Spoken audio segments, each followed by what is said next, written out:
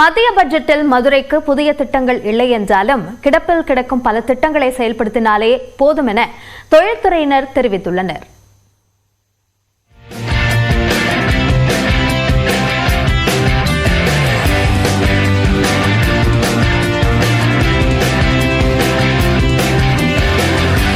மதுரையில் எய்ம்ஸ் மருத்துவமனைக்கு ஒதுக்க வேண்டிய 15% நிதியை இந்த ஆண்டு பாதியும் அடுத்த ஆண்டு பாதியும் ஒதுக்கினால்தான் திட்டமிட்டபடி 2027 ஆண்டு மார்ச்சிற்குள் கட்டுமான பணிகள் முடிவடையும் என்று கூறப்படுகிறது. இதேபோல் மதுரை மெட்ரோ ரயில் பாதைக்கு கணக்கிடப்பட்டுள்ள 11,500 கோடி ரூபாயில் மத்திய அரசு 20%, மாநில அரசு 20% இந்த ஆண்டு பட்ஜெட்டில் ஒதுக்க முயற்சிகளை எடுக்க வேண்டும் என்பதும் மதுரை மக்களின் கோரிக்கையாக உள்ளது.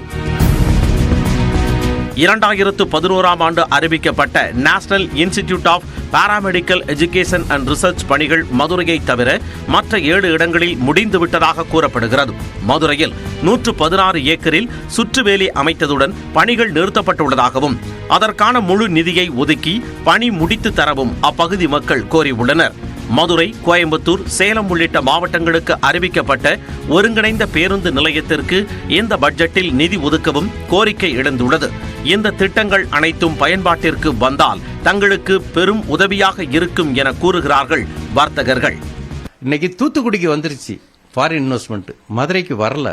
திருச்சியில பெல் வந்ததுனால அவங்க அவ்வளவு பெரிய இண்டஸ்ட்ரீஸ் வந்துச்சு. மதுரையில் அப்படி ஒரு பெரிய இண்டஸ்ட்ரி வரல. அத மாதிரி ஒரு பெரிய தொழில் வந்தா கட்டாயமா மதுரையும் முன்னேறும். உடனடியா ஏகப்பட்ட பேர் அந்த தொழில் ஆரம்பிச்சு பண்ண மாதிரி ஒரு பெருசு வந்ததுன்னா அதை சப்ஸ்டியூட்டா நிறைய பண்றதுக்கு நிறைய எங்களுக்கு வசதிகள் இருக்கு. வரி ஒழுங்கா கட்டுறவங்களுக்காகவாது 2 வரி விகிதம், 1 5 + 12 அப்படி ஏதாவது ஒன்று வச்சு எல்லா கேட்டகரியும் கொண்டு வந்துட்டா அனைவரும் வரியை கட்டுறதுக்கு வசதியா இருக்கும்னு நாங்கள் வலியுறுத்த விரும்புகிறோம். மதுரையில் 3 தொழிற்பேட்டைகள் மட்டுமே உள்ளதால் கூடுதல் தொழிற்பேட்டைகளை உருவாக்கி அவற்றில் தொழில் துவங்க பிணையில்லா கடன் உதவியும் தர கோரிக்கை வைத்துள்ளார் மெடிடீசியா தலைவர் கோடீஸ்வரன்.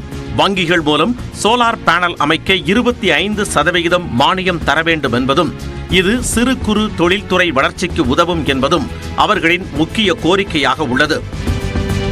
புதுசாக எதையும் நாங்கள் கேட்கல. இந்த பட்ஜெட்டில் ஏற்கனவே அனௌன்ஸ் பண்ணியிருக்க கட்டமைப்புகளுக்கு மட்டுமாவது இந்த பட்ஜெட்டில் கொஞ்சமாக நிதி ஒதுக்கணும் அப்படிங்கிறத ஒரு கோரிக்கையாக வைக்க விரும்புகிறோம்.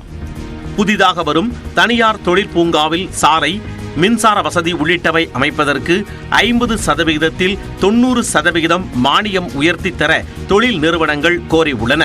வெளிநாடு முதலீடுகளை ஈர்க்கும் வகையில் மதுரையின் புறநகரில் உள்ள பகுதிகளை தொழிற்சாலைகள் அமைக்க அரசு தேர்வு செய்ய வேண்டும் என்பதும் அவர்களின் முக்கிய கோரிக்கையாக உள்ளது. நியூஸ் 18 தமிழ்நாடு தொலைக்காட்சி செய்திகளுக்காக ஒளிப்பதிவாளர் பிரபாகரனுடன் மண்டல தலைமைச் செய்தியாளர் வெற்றி.